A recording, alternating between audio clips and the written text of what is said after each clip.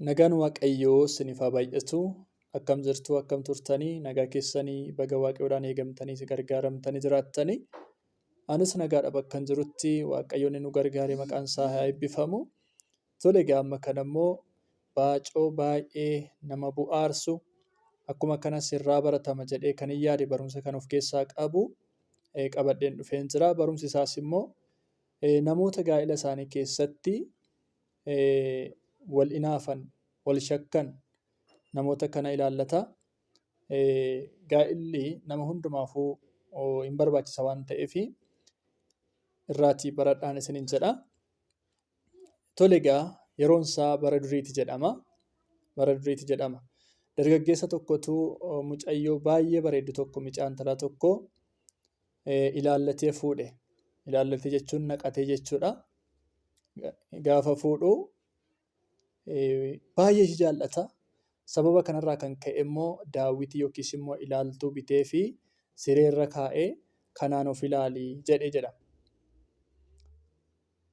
Mucayyoon suni dhalootuma isheetii kaastee ilaaltuudhaan of ilaaltee yookiis immoo daawwitiidhaan of argitee hin beektu maal akka fakkaattu garuu baay'ee bareeddi. Abbaan manaa ishee waan ishee jaallatuuf ilaaltuu bitee fi daawwitii bitee fi maal godhee kanaan of ilaali jedheetu hojii deeme.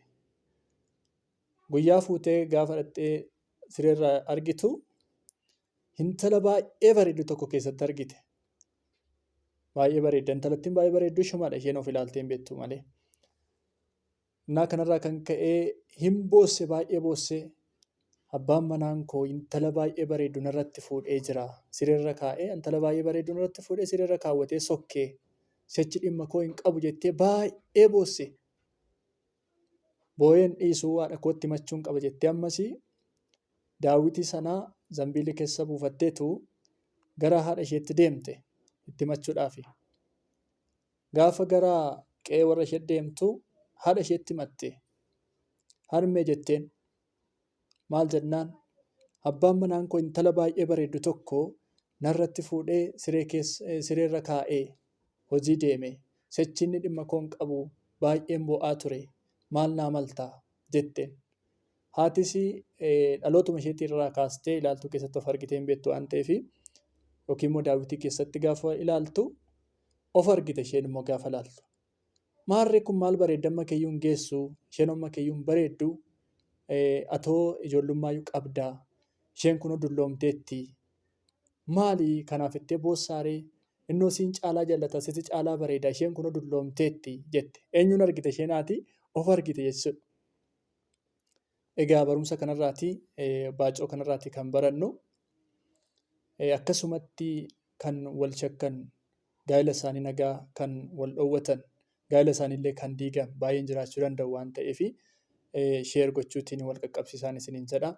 Akkuma kana gaa'ela keessan keessatti warroonni gaa'ela jaallattanii jirtanii nagaa tokkummaa jaalalaan amanummaatiin walii wajjin jiraadhaa waliin jeeqinaa nagaa waliin dhoowwatinaa. Gaa'illi dallaa miti hin jijjiiramuuti. Akkasittiin waliif amanamaatii jiraadhaan isiniin jedha. Gooftaan isin wajjin haa ta'u warri immoo gara fuulduraattis immoo itti seenuudhaaf jettanis immoo ilaalladhaa gaa'illi dallaa miti waan ta'eef gaa'ela keessatti of eeggannaa godhaa. Sababa gaa'elaatiin wal qabsiisee seexanni dhaloota baay'ee jireenya isaanii jeeqaa jira, nagaa dhoowwataa jira, jireenya keessaallee baasaa jira waan ta'eef kanaaf gaa'elaaf of eeggannoo guddaa godhaan isiniin jedha. Kanan isiniin jedha gooftaan isin wajjin haa ta'u sagalee isin irra dheerateef dhiifama turtii gaarii qabaadhaa. Shaaloom.